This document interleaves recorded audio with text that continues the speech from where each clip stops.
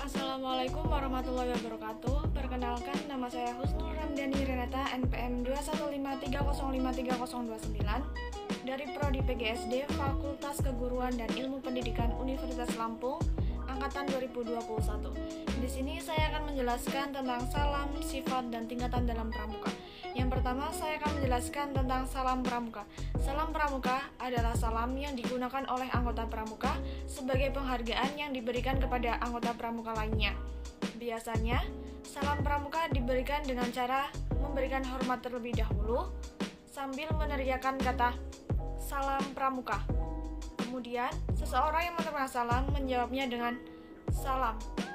Salam pramuka memiliki fungsi sebagai tanda sebuah kedisiplinan serta mewujudkan ikatan yang kuat antara anggota pramuka yang satu dengan pramuka yang lain. Melalui pemberian salam pramuka, sama saja halnya kita telah memberikan penghormatan kepada anggota pramuka yang lain, sehingga apabila dilakukan dengan penuh keikhlasan, maka akan mewujudkan ikatan yang erat.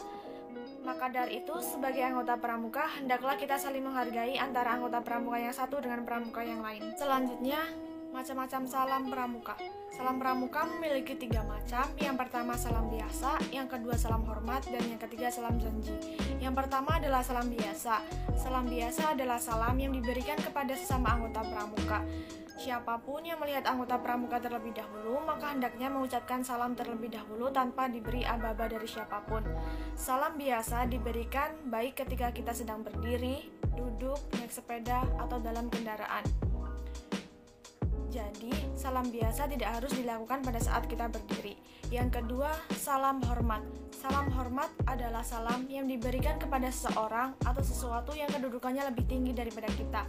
Salam hormat dapat diberikan kepada yang pertama saat bendera kebangsaan dikibarkan atau diturunkan, yang kedua saat pemakaman jenazah, yang ketiga salam hormat diberikan kepada para pejabat, para petinggi negara seperti presiden, wakil presiden, dan para menteri.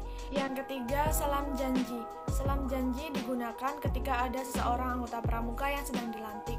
Salam ini diberikan ketika pengucapan janji, yaitu Trisatya dan Wisatya. Selain itu, salam ini diberikan ketika pengucapan Trisatya pada acara pengulangan janji. Pembahasan kedua adalah sifat gerakan pramuka. Berdasarkan resolusi Konferensi Kepanduan Sedunia 1924 di Copenhagen, Denmark, maka kepanduan memiliki 3 sifat. Yang pertama, sifat nasional, yang kedua, sifat internasional, dan yang ketiga, sifat universal. Sifat yang pertama adalah sifat nasional. Sifat nasional berarti suatu organisasi yang menyelenggarakan kepanduan di suatu negara haruslah menyesuaikan pendidikannya dengan keadaan, kebutuhan, kepentingan masyarakat, bangsa, dan negara. Yang kedua adalah sifat internasional. Sifat internasional berarti suatu organisasi kepanduan di negara manapun di dunia ini harus mengembangkan rasa persaudaraan antara sesama pandu, sesama manusia tanpa membedakan suku, ras, agama, dan budaya. Yang ketiga, sifat universal. Sifat universal berarti organisasi kepanduan dapat dilakukan dimanapun untuk mendidik anak-anak bangsa. Dalam pelaksanaan pendidikannya selalu menerapkan prinsip dasar dan metode kepanduan. Pembahasan yang ketiga adalah tingkatan dalam gerakan pramuka. Tingkatan dalam pramuka adalah sebuah tingkatan yang ditentukan oleh kemampuan anggotanya. Kemampuan itu disebut sebagai syarat-syarat kecakapan umum atau SKU. Tingkatan siaga memiliki 3 macam, yaitu siaga mula, siaga bantu, dan siaga tata. Tingkatan penggalang memiliki 3 macam, yaitu penggalang ramu, penggalang rakit, penggalang terap.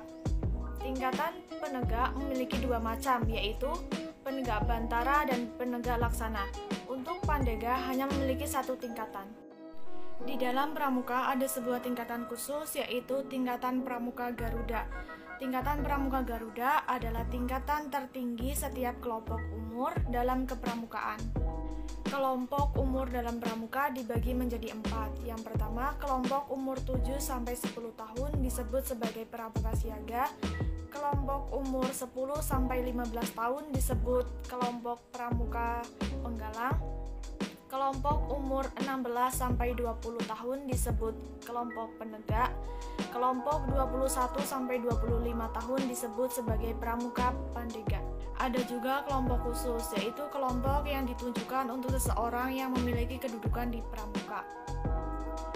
Misalnya, pramuka pembina. Pramuka pembina adalah sebutan bagi orang dewasa yang memimpin pramuka.